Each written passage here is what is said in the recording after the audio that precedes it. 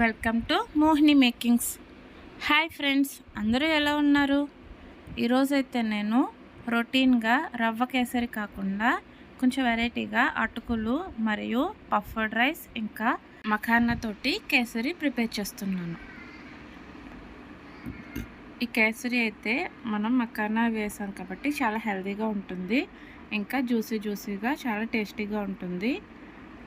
So ఇది ఎలా prepare చేసుకోవాలో చూసేద్దాం. దీనికోసం అయితే ముందుగా 1/2 కప్ మరమరాలు తీసుకుంటున్నాను. వీటిని అయితే మా సైడ్ మరమరాలు అంటారు, పఫ్డ్ రైస్ అన్నమాట. ఇవి ఒక్కొక్క ఏరియాలో ఒక్కొక్కలాగా పిలుస్తారు. అదేవిధంగా 3/4 కప్ అటుకులు, అవి కూడా విడిగా ఫ్రై చేసుకొని తీసుకోవాలి.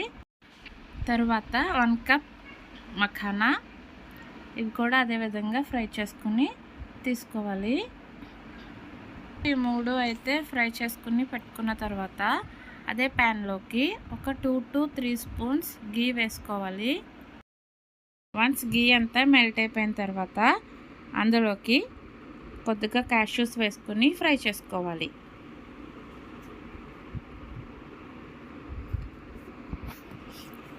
క్యాష్యూస్ అన్నీ ఫ్రై అయిపోయిన తర్వాత అందులోకి కిస్మిస్ కూడా వేసుకొని ఫ్రై చేసుకుని తీసుకుని పక్కన పెట్టుకోవాలి. ఇప్పుడు మనం ముందుగా ఫ్రై చేసి పెట్టుకున్న అటుకులు, పఫ్డ్ రైస్, మఖానా 3 కలిపి పౌడర్ చేసేసుకుని క్యాష్యూస్ అవి తీసేసాక ఆ గీ ఉంటుంది కదా, అందులోనే వేసుకుని ఉండలేమీ లేకుండా కొంచెం కమ్మటి వాసన వచ్చే వరకు ఫ్రై చేసుకోవాలి.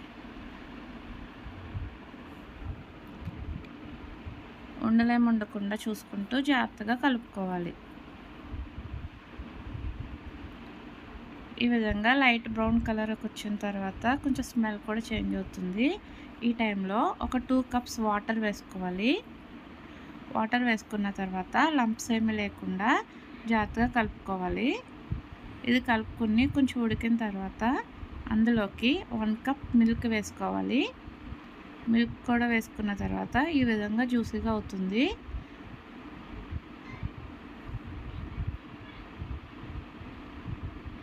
దీనిలో ఏమీ లంప్స్ లేకుండా జాగ్రత్తగా తిప్పుకొని అది బాగా ఉడుకున్న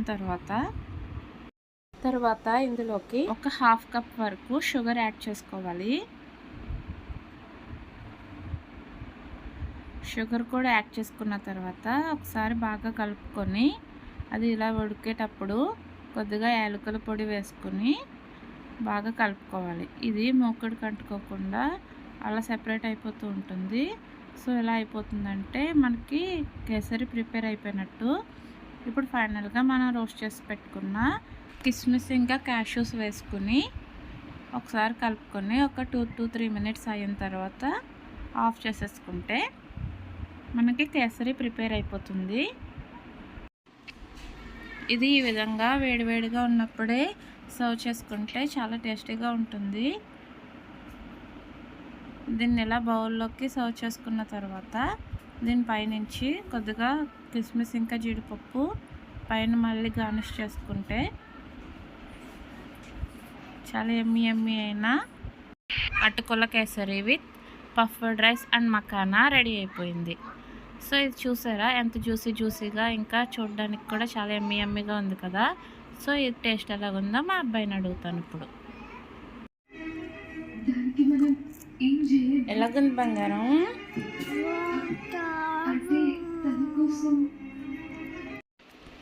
ఈ స్వీట్లోకి మనం షుగర్కి బదులుగా బెల్లం వేసుకొని చేసుకుంటే ఇంకా హెల్తీగా ఉంటుంది.